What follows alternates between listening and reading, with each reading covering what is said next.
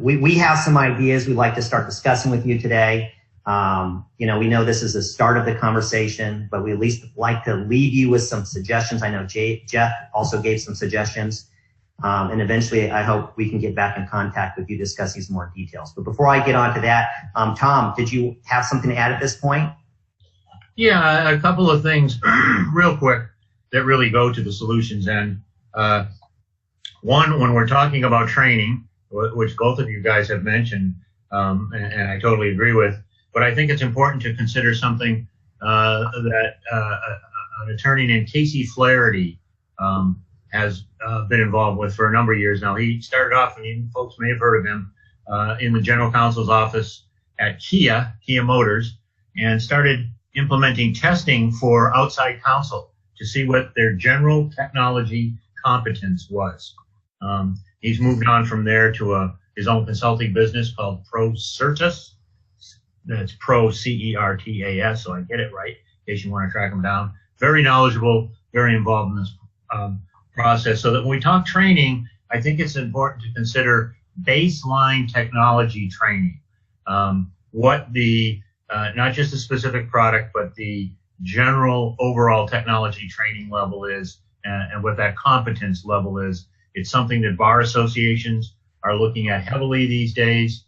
Most recently, the Florida Bar became the first state to require technology training as part of their CLE requirements. Just as they require 1 hour of ethics training per year, they now require 1 hour of overall technology training per year. And we're starting to see more and more people like Casey get involved with that. Second, also is something that you mentioned, Chuck, and that's measuring what your goals were. You've got to sit down, talk about your goals, measure them, and then see how you're doing towards meeting them. That comes into the general framework of project management.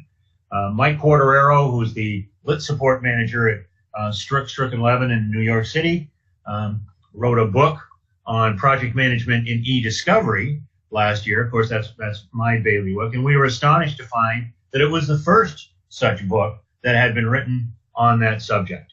And so he has a lot of good ideas in there for project management in general, in the technology setting in law firms, and I think those should be implemented. So, that's a couple of ideas. Chuck, I know you've got some more on solutions. I think the general thing here is to revert back to one of my heroes, Will Rogers, who once said, well, anybody can tell me what my problem is. I want to talk to somebody who can tell me how to solve it. So what do you think, Chuck? What's your ideas here? Yeah, and we definitely have some ideas. We want to kind of introduce those here and eventually, start a dialogue and a conversation kind of going forward around this. But we do have some ideas that we think can help. And before we get started, I just want to kind of give a disclaimer. Again, I don't believe there's any easy solution to this. If there was an easy solution, we wouldn't be having this conversation. At the same time, I want to say that there are examples out there, legit examples of firms and technology companies that are creating ROI in these projects. I think they're more the exception to the rule than the rule. And when I think ROI, I mean net returns in a reasonable time frame, not kind of gross returns on a 3-year turnaround time. But I think we can give some ideas, and I think this can kind of set the stage for to at least mitigate some of your risk in these processes of implementing technology, and if anything, kind of build a foundation of some good practices on how you address technology. So first thing, I'd like to go back to Apple and Google and why they are so successful in simplifying the complex. How do they do it? Well, I believe they do it because I think they're relentless and tenacious in their focus on the user experience. Whereas I think most technology product companies and service companies out there focus on technology. I think they focus on people. I think this focus on what's most important to the users and what they need to have delivered and when they need it delivered is critical. It's less about the features and functionality. And I think it's with these two companies, it's definitely an art and a science. Obviously they don't care about first mover advantage. They don't care about having always the latest and greatest. If anything, they like to see other people invest in some of that new ideas, and they kind of capitalize on it after they've done their research and upfront efforts. But I think that the big takeaway here is that they don't try to solve all things for all people all at the same time. I don't think vendors spend enough time up front discussing with the user their mission critical priorities.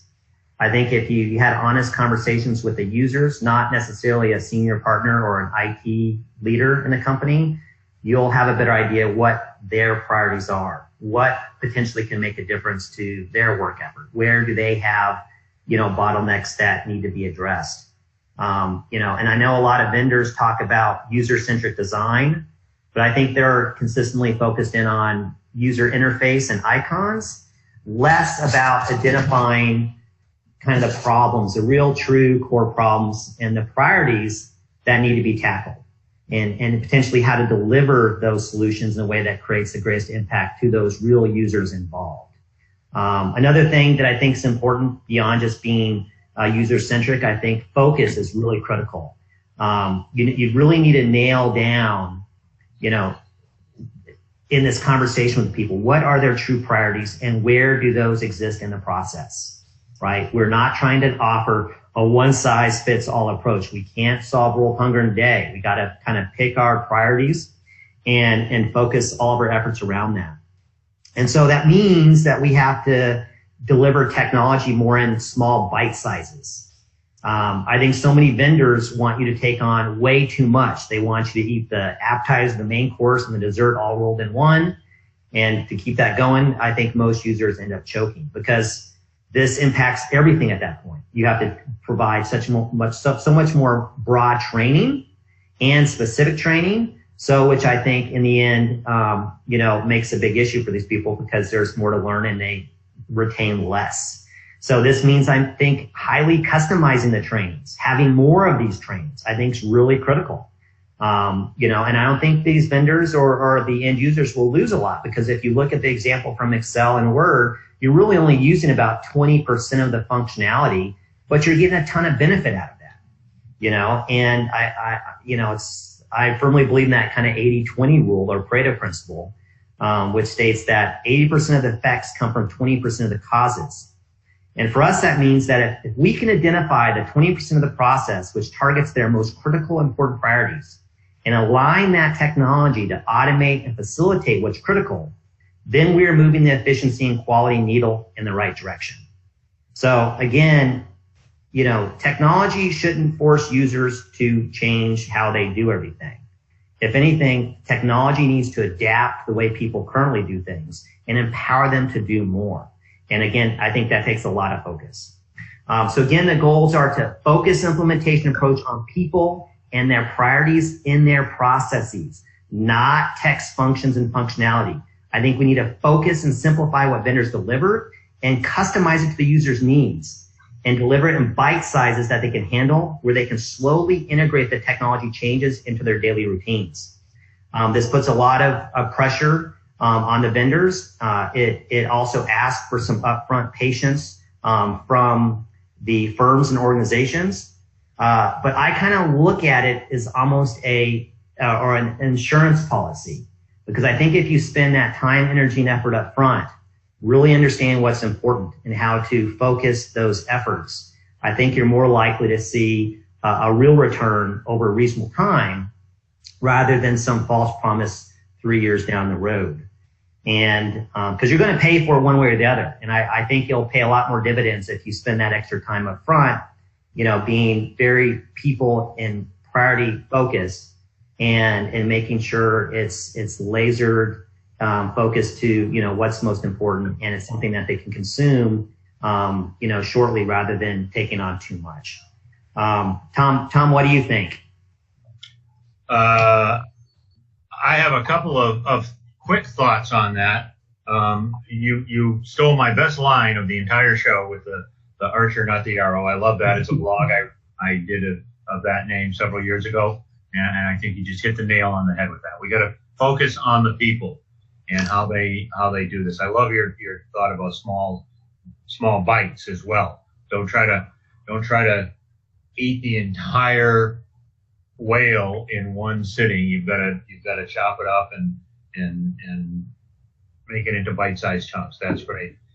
But again, I'll just emphasize, last but not least, emphasize the people, not the technology. When we first started this conversation, I had a comment from Sam Giberson, who's a trial attorney out of Houston, who's been one of the leaders in technology, been practicing for more years than I think he wants to remember, and has been using technology all that time. And he said, we shouldn't talk about ROI. We should talk about ROII, return on intellectual investment. Chuck, I think you said it should be return on information, right? The point being, don't focus on just the hardware and the dollars, as we've talked about, but how are the people going to use this?